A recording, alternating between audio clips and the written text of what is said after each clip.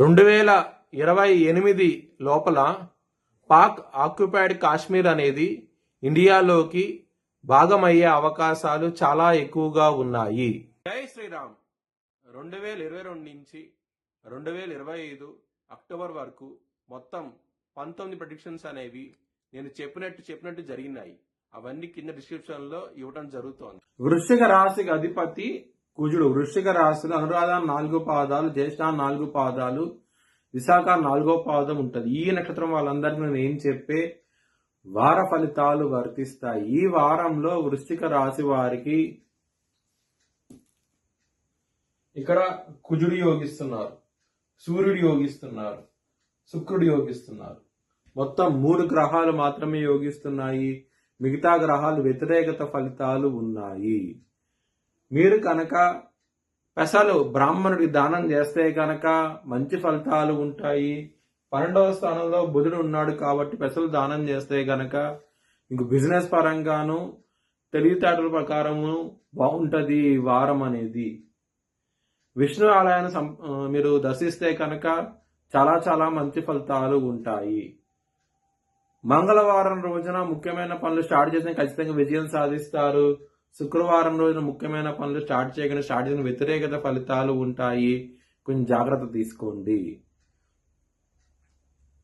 వృశ్చిక రాశి వారికి ధనపరంగా ఇబ్బందులు ఉంటాయి. లాభాధిపతి 12వ స్థానంలో ఉండటం మూలంగా ఇబ్బందికరంగా ఉంటుంది. ధనపరంగా కుటుంబ పరంగా కూడాను ఇక్కడ శని భగవాన్ 2వ స్థానం మీద ఉండటం మూలంగా, శని దృష్టి ఉండటం మూలంగా, శని దృష్టి దశమ దృష్టి ఇక్కడ 2వ స్థానం మీద ఉన్నది కాబట్టి కొంచెం ఇబ్బంది పడే అవకాశం ఉంటుంది. చాలా జాగ్రత్తగా ఉండండి. కుటుంబ పరంగా మాత్రం గొడవలు అయితే ఉంటాయి. లవర్స్ కి మాత్రం అంత అనుకూలంగా లేదు. మీకు ఇబ్బంది పడే అవకాశం ఉన్నది. కొంచెం జాగ్రత్త తీసుకోండి. ఇక్కడ 5వ స్థానంలో శని భగవాన్ ఉన్నారు. దీని మూలంగా మీకు ఇబ్బందికరంగా ఉంటది. మీకు కొంచెం లవర్స్ కి మాత్రం చాలా జాగ్రత్తగా ఉండండి. గొడవలు అయ్యే అవకాశం ఉంటుంది. హెల్త్ పరంగా మాత్రం చాలా బాగుంటుంది. ఈ వారం అనేది ఎటువంటి ఇబ్బందికరమైన వాతావరణం అయితే ఉండదు. శత్రువులు మిత్రులు అయ్యే అవకాశం ఉంటుంది. చాలా బాగుంటుంది ఈ వారం అనేది.